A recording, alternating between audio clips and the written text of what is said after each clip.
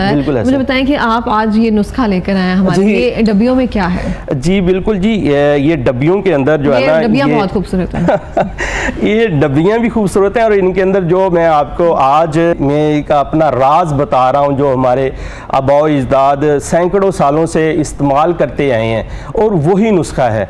और ये मेरे उस्ताद मोहतरम प्रोफेसर हकीम अशरफ शाकर साहब रहमहुल्लाह, अल्लाह उन्हें जन्नतुल फिरदौस में आला मकाम दे, ये उन्होंने तजवीज़ किया था और उन्होंने टनों के हिसाब से, मनों के हिसाब से और हज़ारों मरीज़ों के ऊपर अप्लाई किया, और मैंने खुद ही अप्लाई किया है और इसके जो है ना कभी भी ये बेख्ता नहीं गया, इसके बेहतरीन रिजल्ट हैं। मैं नुस्खा जल्दी बताते नहीं होते हैं अपना खानदानी।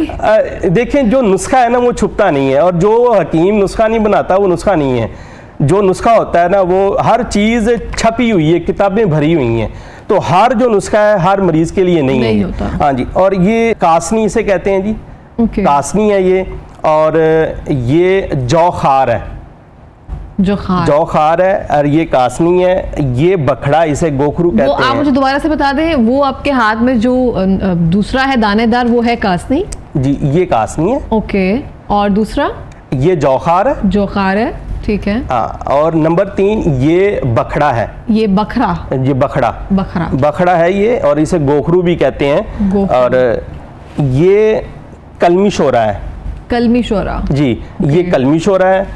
और ये नीलोफार है, जिस तरह गुलाब के फूल होते हैं ना, इसी तरह ये गुले नीलोफार इसे कहते हैं। और ये ज़ीरा है जो हमारी किचन में जो हंडिये में यूज़ होता है, ज़ीरा सफ़ेद है, ये सफ़ेद ज़ीरा है।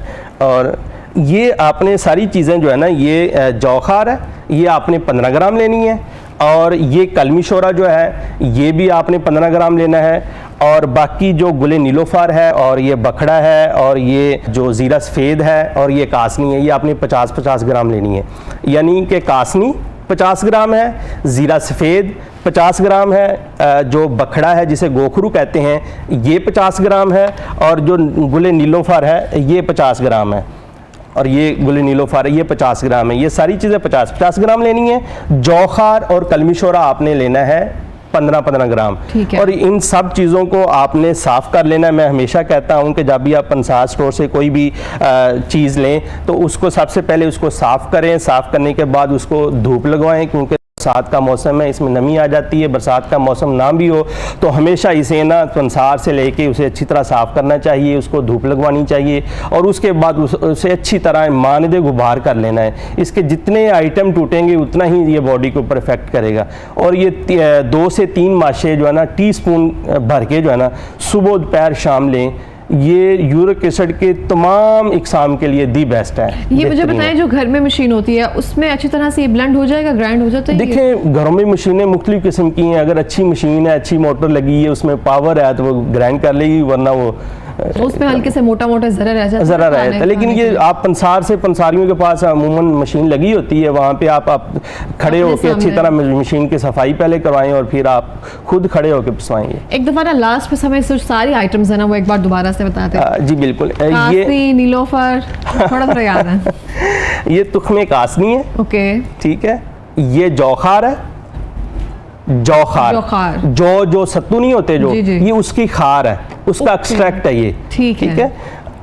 ये कलमी शोरा है, ठीक है। और ये नीलोफार है, ठीक है।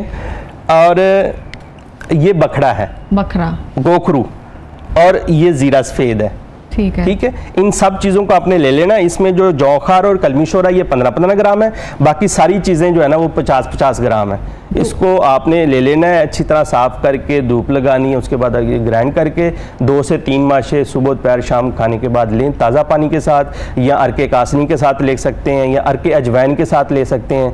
तो इसका बेहतरीन रिजल्ट है। आपको यूरिक एसिड 24 घंटे के अंदर अंदर नीचे आ जाएगा, इतना ये फास्ट है। 24 घंटे के अंदर, 24 घंटे के अंदर अंदर आप टाइम नोट कर लें, कोई भी बनाए, टेस्ट करवा लें। हाँ बिल्कुल, 1 हफ्ते के बाद आपको यूरिक एसिड बिल्कुल नॉर्मल होगा। ये बिल्कुल मैं बड़े वसूख के साथ कह रहा हूँ कि ये जो चीज़ है ये मैंने अपना जो है ना एक सदरी नुस्खा जिसे कहते हैं ना, एक अपना राज जो है ना ये आवाम के सामने रख दिया है, ताकि सदका जारिया के तौर पे ये चले। मैं रहूँ ना रहूँ, लेकिन ये मेरा सदका जारिया चलता रहे। और